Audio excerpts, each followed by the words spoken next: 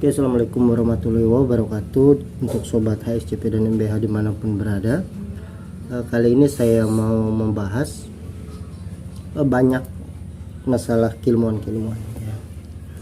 Banyak membahas masalah keilmuan di bidang pengobatan, hipnotis dan lain sebagainya. Yang pertama kita coba bahas dulu dari pemula ya. Pemula di dalam spiritual, dunia spiritual. Yang harus diketahui ketika kita mempelajari suatu ilmu ya. Yang pertama dulu adab ya, adab yang kita harus ketahui dulu. Apa itu adab? Yaitu perilaku kita, sopan santun kita terhadap guru yang telah mengajarkan ilmu tersebut kepada kita. Karena tanpa adab tidak ada rohnya ilmu tersebut. Ilmu tersebut tidak akan sampai dengan maksimal.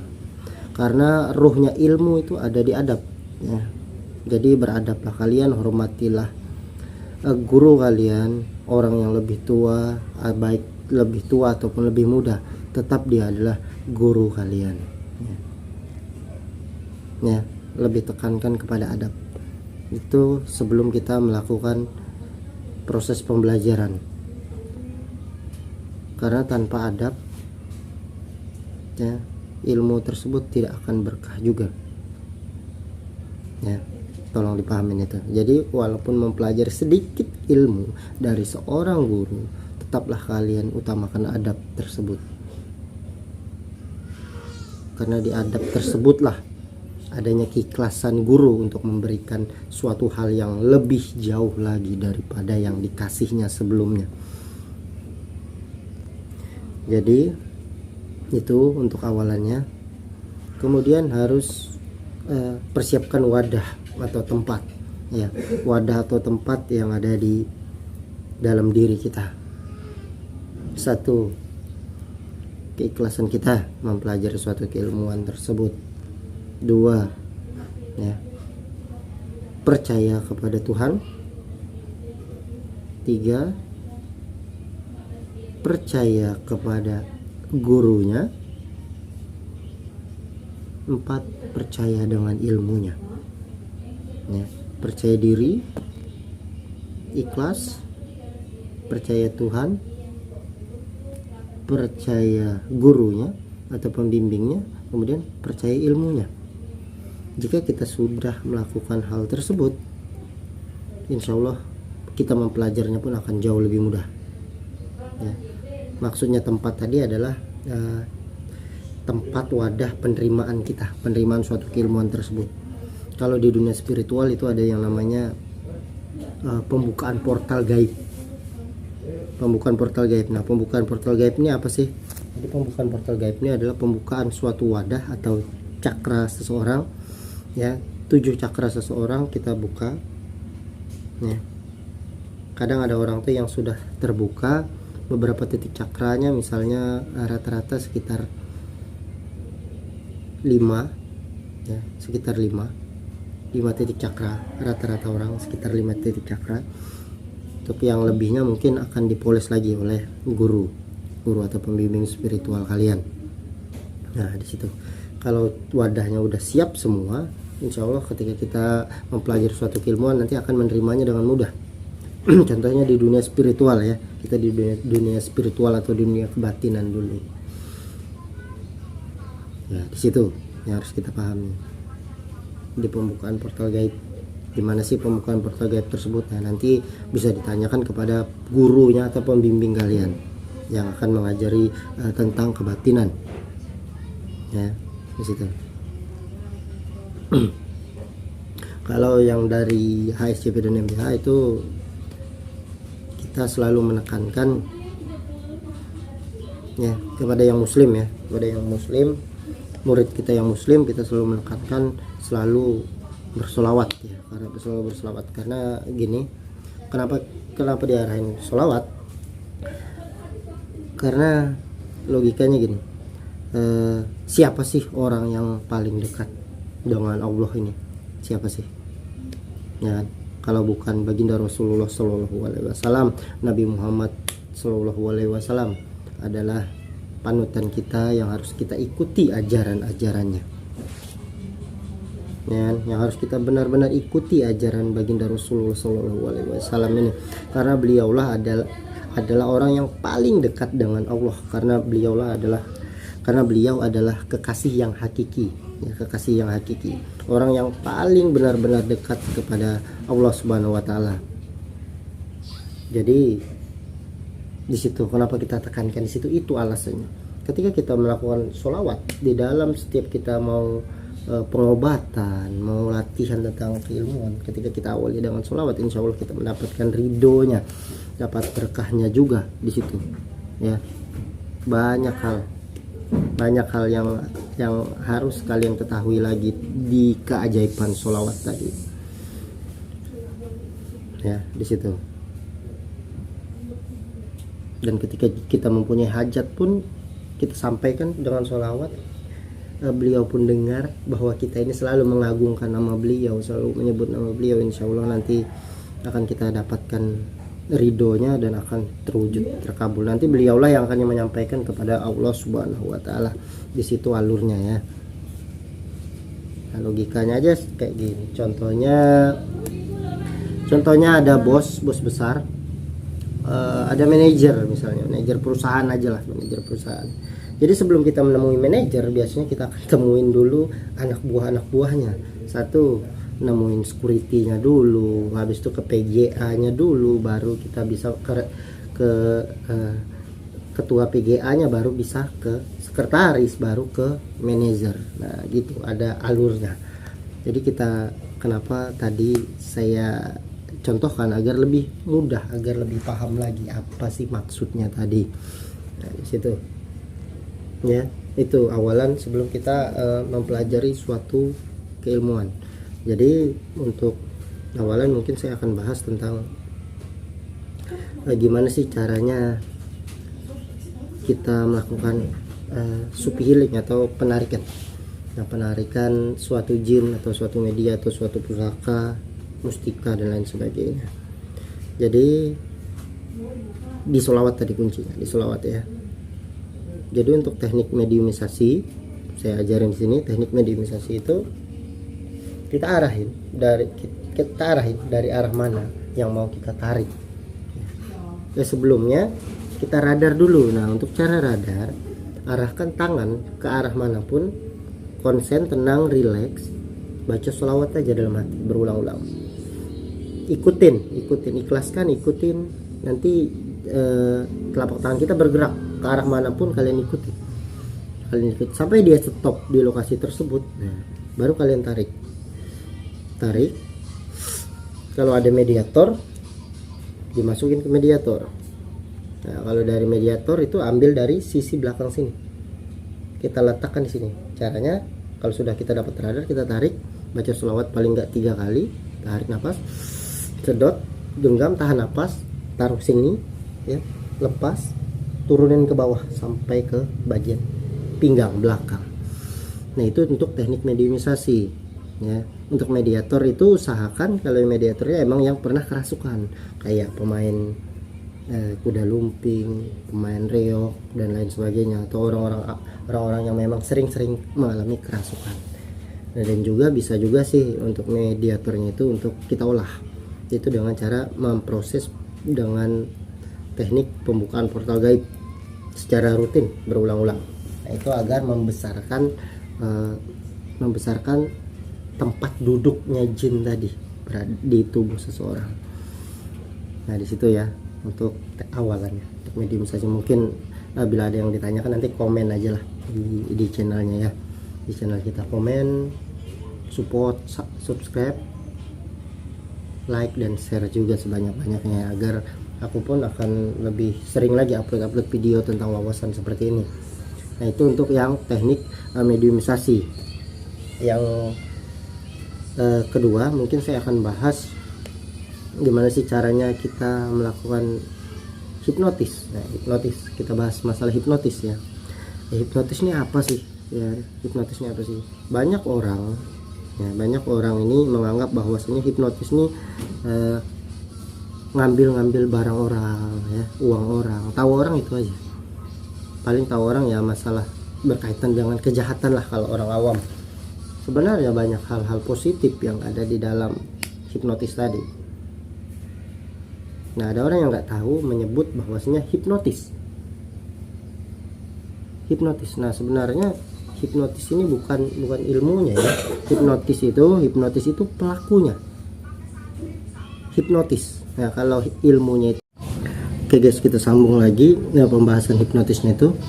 Step-step untuk melakukan hipnotis harus kita pahami. Yang pertama itu ada yang namanya prainduksi ya. Prainduksi ini apa sih ya? Prainduksi itu adalah gimana cara seorang penghipnotis melakukan pendekatan kepada target, kepada subjek. Nah gitu, intinya prainduksi ini gimana caranya seorang penghipnotis ini membuat nyaman dulu, membuat nyaman targetnya, berada dekat dia, tidak merasa terganggu walaupun orang asing gitu loh ya. Paham ya, di situ yang namanya prainduksi. Habis itu ada yang namanya tes sugestibilitas. Nah, tes sugestibilitas ini kalau orang-orang yang kita kenal aja ya, kalau di pelatihan itu biasanya ada yang namanya jari magnet yang melengket, lem, tangan yang kaku dibuatnya, ya macam-macam lah. Itu yang namanya tes sugestibilitas. Tes sugestibilitas ini adalah ngetes target subjeknya, termasuk mudah, moderat, atau sulit ya. Mudah, sedang, atau sulit gitu aja. Tapi kebanyakan orang itu mudah atau sedang. Kalau sulit ini jarang sih ya. Kalau sulit ini termasuk golongan orang yang tidak bisa lagi diajak komunikasi, atau orang yang bisa dibilang stres lah, ada gangguan jiwa. Nah itu yang masuknya ke tingkat yang sulit ya.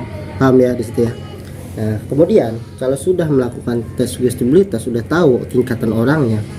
Kalau misalnya kita tes itu orangnya ngikut, misalnya lengket nih, berarti termasuk orang itu mudah, cepat lengket, atau orangnya cuma berat, itu termasuk sedang ya, gitu ya. Nah di situ tadi itu tekniknya untuk yang prainduksi dan tes sugestibilitas. Nah kemudian kita lanjut lagi, kalau sudah kita lakukan tes sugestibilitas, kita lanjut lagi dengan yang namanya induksi. Nah induksi ini macam-macam yang bisa teman-teman lihat ya, yang pernah teman-teman lihat di acara televisi seperti Uya Kuya, itu menggunakan tisu, itu namanya flash paper, tisunya dibakar langsung. Nah, itu untuk tekniknya sangat mudah, sangat simpel sekali. Saya kasih contohnya gini, yang teknik Uya Kuya ya. Jadi ini tisu, ini korek. Jadi gini, sugestinya kepada targetnya. Oke, kamu fokus ke tisunya ya. Oke, bagus sekali. Ketika tisu ini saya bakar, kamu tidur. Ketika tisu ini terbakar, kamu tidur. Kita tanyain, kamu akan tidur kalau tisu ini kebakar, katanya kan. Kita ulang-ulang aja. Oke, saya ulangi sekali lagi. Ketika tisu ini saya bakar, kamu akan tidur. Kamu akan tidur kalau tisu ini saya bakar. Kalian bakar aja. Kalian kejutin ke arah wajahnya. Ini kan kebakar, langsung bus, kejutin. Dia akan trance, dia akan tidur. Karena sudah masuk sugesti kita yang tadi. Itu yang menggunakan tisu. Sangat simple, very simple.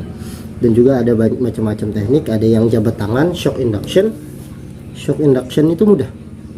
Shock induction, jabatan tangan ya, jabatan tangan, suruh relax aja, fokusnya arahin ke lain, tarik nafas panjang, buang lewat mulut, tarik nafas panjang, buang lewat mulut, tarik nafas panjang, tidur.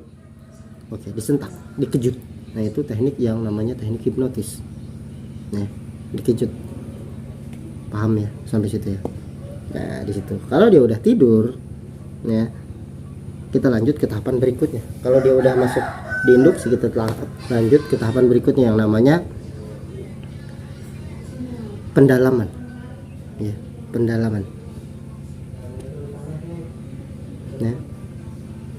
Prainduksi, tes sugestibilitas, induksi, dan pendalaman. ya. Pendalaman ini membuat target ini agar lebih dalam lagi ya, tidur lebih dalam, lebih lelap, semakin dalam semakin lelap, jauh lebih dalam, jauh lebih lelap daripada sebelumnya. Itu ya kata-katanya. Deepening kalau bahasanya itu ya, deepening atau pendalaman. Deepening, pendalaman. Kata kuncinya dalam sama lelap aja, diulang-ulang. Tidur lebih dalam lagi, tidur lebih lelap lagi, semakin dalam semakin lelap, jauh lebih dalam, jauh lebih lelap daripada sebelumnya. Nah, seperti teman-teman pernah simak di acara televisi ketika orang itu show hipnotis, itu pasti ada kata dalam sama lelap yang diucapkannya.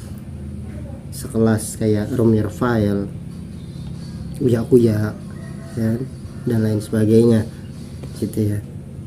Jadi banyak sih teknik-teknik induksi hipnotis ini. Ada yang namanya mesmerism tuh lewat energi, ada yang mata medusa atau mata dewa hipnotis. Nah itu jarang ditampilkan di televisi, cuman untuk di pelatihannya ada, di kita pun ada pelatihan khusus mesmerism untuk dan mata dewa hipnotis. Itu lebih detail lagi. Mungkin tadi tak kasih beberapa contoh teknik untuk melakukan hipnotis saja. Kemudian ketika targetnya udah tenang, cirinya ada 3 ya, ciri orang itu udah tenang itu ada 3. Satu, yang pertama kita lihat dari matanya. Ketika dia tidur, misalnya ini tidur hipnotis, mata ini pasti tenang. Kalau dia udah tenang berarti itu dia udah trance. Dia ini atasnya nih, ini tenang, dia udah trance.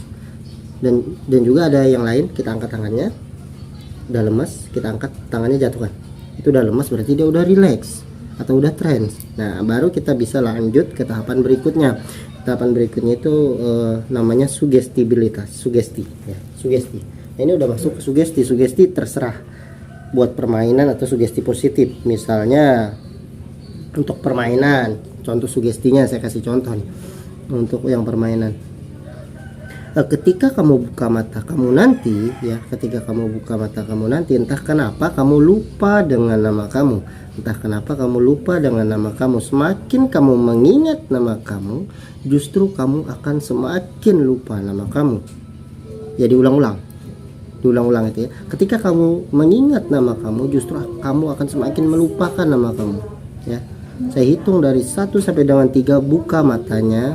1, 2, 3, buka mata. Nah, pas buka mata kalian tanyain aja langsung ya, siapa namanya, lupa, disugesti lagi, siapa namanya, lupa. Nah, dia akan blank dengan tekanan sugesti tadi. Nah, di situ itu teknik yang untuk permainan, Jadi ada lagi yang untuk hipnoterapi. Contohnya yang buat hipnoterapi begini. Misalnya mau berhenti merokok ya. Nah, yang ini agak sulit. Jadi di dalam hipnotis ini harus kita gunakan kata-kata yang memang baku atau kata-kata yang memang ada yang harus diucapkan, ada yang wajib diucapkan, ada yang tidak boleh diucapkan. Di dalam dunia hipnotis itu jangan mengucapkan kata tidak dan jangan ya, tidak dan jangan. Itu harus kita ganti dengan sinonimnya atau persamaannya. Contohnya gini. Misalnya mau sugesti orang berhenti merokok ya, jangan merokok. Nah, kalau kata orang kan jangan merokok di sini, ada larangan jangan merokok di sini, tetap aja orang merokok di situ karena bawah sadarnya tidak menerima ya, tidak menerima itu. Jadi dalam dunia hipnotis itu tidak ada kata jangan dan tidak, hanya iya dan iya. Nah, di situ paham ya sampai situ ya. Jadi ketika kita sugestinya begini, saya contohin langsung. Sugestinya begini, ketika kamu buka mata nanti ya, mulai sekarang dan seterusnya. Nah, kita ganti itu, mulai sekarang dan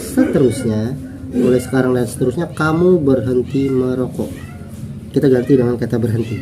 Ketika kamu buka mata kamu nanti, kamu berhenti merokok ya, harus kata-kata pasti yang seperti itu, sugesti ya. Itu contoh sugesti yang bagus ya. Mulai sekarang dan seterusnya kamu berhenti merokok ya. Saya ulangi sekali lagi, mulai sekarang dan seterusnya kamu berhenti merokok atau berhenti yang hal-hal yang negatif lah. Intinya itu adalah sugesti yang sangat positif yang harus kita tanamin ke bawah sadarnya, agar sadarnya pun akan menerima hal tersebut. Oke, itu ya, paham ya. Nah, dan lebih lanjutnya kita akan coba bahas masalah tentang terapi ya, tentang pengobatan. Jadi pengobatan ini banyak modelnya ya. Ada yang ruqyah, ada yang tai chi, ada yang mesmerism, hipnoterapi ya, supi healing atau penarikan energi goib yang ada di badan, macam-macam. Jadi kita bahas dulu untuk yang untuk yang pengobatan di non medisnya atau dengan supi healing. Nah, ini dengan cara penarikan ya. Kita analisa dulu ya, sebelum kita orang ini udah cerita ada gejala yang aneh mengganjal di dalam dirinya, orang ini tiba-tiba sakit mendadak misalnya, lain sebagainya. Jadi kita analisa dulu, nggak meski kita harus tentukan orang ini, kita analisa dulu, orang ini sakit bukan gangguan gaib nih. Jadi kita obatin tuh macam-macam. Ada yang karena pikiran aja ya. Gangguan penyakit ini kebanyakan dua hal aja, kalau nggak dari pikiran, dari gangguan gaib. Itu kebanyakan sih. Jadi kita cek dulu.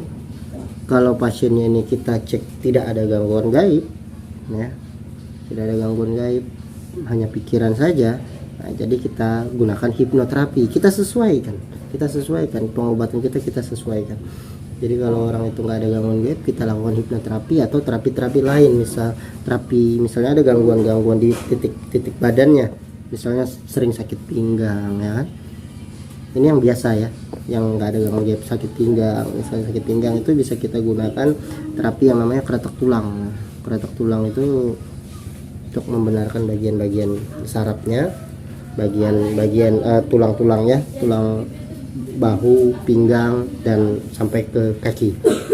Nah, itu tekniknya ada. Nanti kita akan coba review, kita ajarkan sedikit banyaknya untuk teknik-teknik tersebut.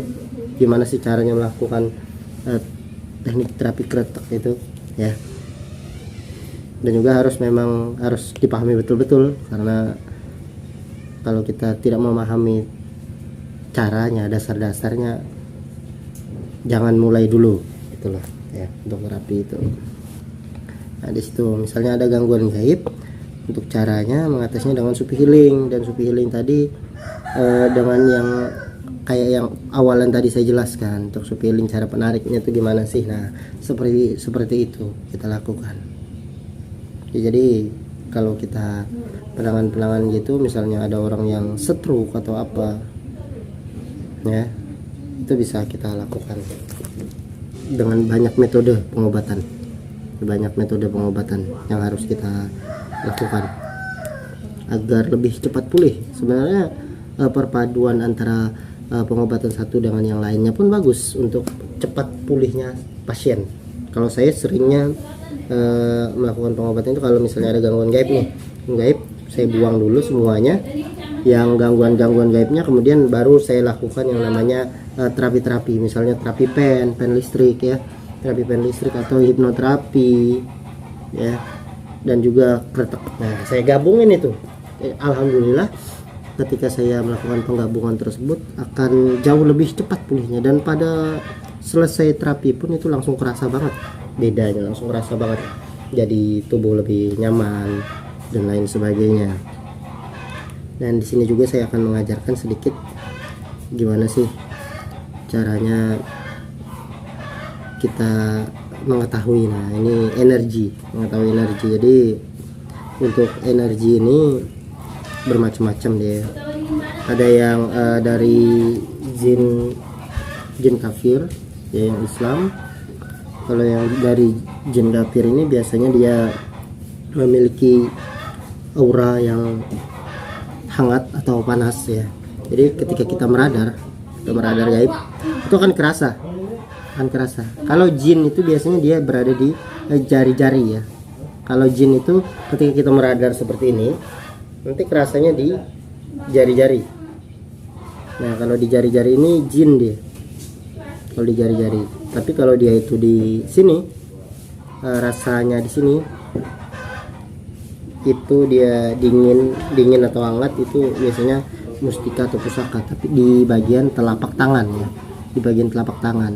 Nah kalau dia di bagian sela-sela jari sini, berarti itu jin, ya itu jin. Ketika kita meradar di sininya yang kerasa, geremet-geremetnya ada di sini, itu jin, ya, sosok jin. Paham ya, sobat-sobat ya, sobat-sobat HSCP dan MBH dimanapun berada. Nah itu jin, jadi dipahamin betul-betul di situ. Ya, itu sosok jin. Jadi banyak hal. Ya. Ya, paham ya. Untuk pemula yang belajar spiritual mungkin sering rutinin lakukan peradaran gaib, yaitu untuk melatih kita, dan juga ada sih beberapa amalan yang harus kalian amalin segala macam. Yang pertama, satu, ketika kamu mempelajari ilmu spiritual, satu, Al-Fatihah, kirimlah kepada gurumu yang mengajarkanmu, kirimlah Al-Fatihah kepada gurumu yang mengajarkanmu, kepada khususan baginda Rasulullah SAW, kepada malaikat-malaikat dan lain sebagainya. Ya, di situ ya, ya dipahaminya. Bila ada pertanyaan nanti silahkan komen di bawah ya, komen di bawah sebanyak-banyaknya, entah tentang ilmu apa, nanti komen aja di bawah. Nah dan juga ada yang rame-rame ini pembahasan tentang laduni ya. Sebenarnya laduni itu ada nggak sih? Ada, laduni itu ada. Tapi itu adalah karomah ya, karomah. Kalau laduni yang sekarang ya, laduni yang sekarang itu adalah laduni hipnotis ya, laduni hipnotis. Bukan laduni yang karomah. Kalau laduni karomah ini tidak bisa diwariskan ke siapapun ya, tidak bisa diwariskan ke siapapun. Kalau karomah ini langsung turunnya dari yang menciptakan, dari sang pencipta ya, itu karomah turun langsung kepada orang tersebut, bukan untuk dimaharkan atau bukan untuk itu bukan laduninya ya, bukan laduninya. Kalau laduni yang dimaharkan itu laduni tentang ya hipnotis lah, bisa dibilang ya, sugesti, tentang hipnotis, itu tentang hipnotis, bukan yang bla bla bla bla bla lain sebagainya ya. Laduni yang sesungguhnya laduni karomah yang langsung diturunkan ya. Nah kalau laduni karomah ini pun didapatnya harus memang kita lalui hal-hal yang memang fasenya sangat banyak sekali, lika-likunya banyak sekali, cobaannya banyak sekali. Disitulah baru seseorang tersebut mendapat karomahnya. Oke, dipahamin ya. Nah kalau masalah itu ya banyak lah di luar sana yang gonjang-ganjing ini itu menawarkan jasa laduni ya. Laduni tersebut pun dia berlaku ketika misalnya nih sama muridnya ini sering kumpul sama dia ya, sering kumpul sama dia muridnya, kemudian disugesti ya kan, disugesti. Jadi muridnya kan ngikut, udah kena sugestinya terus ini secara terus menerus. Nah jadi disitulah timbul yang namanya keterikatan. Jadi itu sangat mudah untuk dipraktekkan ya. Kalau belajar 5 menit saya ajarkan, 5 menit saya ajarkan tentang laduni, itu paham ya. Nah, jadi untuk lebih lanjutnya silahkan komen di bawah, nanti akan saya bagi-bagilah pengetahuan tentang hal-hal spiritual dan lain sebagainya ya. Dan next pun saya akan ngajarin gimana ya cara melakukan pembuatan suatu media berenergi. Saya akan ajarin gitu ya. Tapi jangan lupa disupport dulu channelnya agar saya lebih semangat untuk memberikan wawasan kepada kalian, dan channel ini pun jauh lebih berkembang lagi gitu loh ya. Jadi pun kalian jangan pelit-pelit untuk nonton ya, jangan pelit-pelit kuota untuk nonton, dan juga saya pun tidak pelit untuk berbagi ilmunya ya kan. Dan juga di share dong videonya kan, sebanyak-banyaknya di share di sosial media manapun, di Instagram, Facebook dan lain sebagainya, gitu ya. Ya teman-teman ya.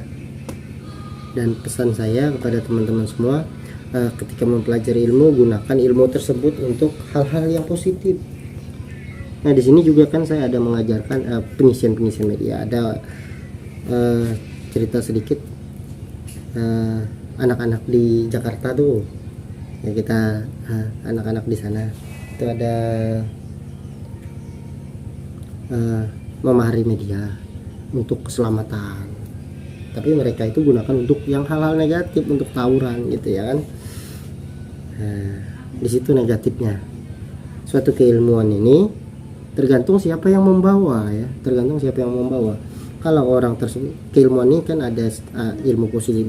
Sebenarnya bukan masalah ilmunya itu ya, positif negatifnya. Orang yang membawa ilmu tersebut yang membawanya ke sisi negatif. Semua ilmu ini sebenarnya bisa digunakan untuk kebaikan. Ilmu santet itu pun bisa kita gunakan buat kebaikan. Contohnya proses santetnya gini ya. Sukma orang ditarik, masukkan suatu tempat, misalnya boleh ke boneka atau apa, sukma orang kan ditarik, habis itu dimainin lah oleh situ. Nah boleh kayak gitu langsung. Dia ada juga yang menggunakan jin, tarik sukmanya, beberapa sukmanya tarik, sembunyikan dulu, kemudian jin dikirim ke orang tersebut. Nah itu prosesnya kalau yang negatif. Tapi kalau positifnya, santet tersebut bisa kita gunakan, contohnya mencari orang hilang. Orang ini hilang lama, kita ada fotonya, ada namanya lengkap, kita bisa tarik sukmanya tersebut. Ada tekniknya, penarikan sukma. Tarik sukmanya, masukkan ke mediator, boleh kita tanyain di situ dia posisinya di mana dan berada di mana, apa kabarnya ya kan. Di situ itu hal positifnya. Banyak sekali ilmu tersebut yang disalahgunakan dari oknumnya, bukan ilmunya yang salah. Sebenarnya bukan ilmunya yang salah, oknum yang memiliki kemampuan atau wawasan tentang ilmu tersebutlah yang salah. Jadi untuk teman-teman mungkin segitu dulu. Jadi kalau ada pertanyaan silahkan nanti ditanyakan, jangan sungkan-sungkan untuk bertanya, silahkan komen di sini dan nanti pun saya akan share kontak saya bila ada yang membutuhkan bantuan ya, untuk pengobatan, pembersihan, pengisian dan pelatihan ya. Oke teman-teman ya, itu aja saya akhiri. Assalamualaikum warahmatullahi wabarakatuh.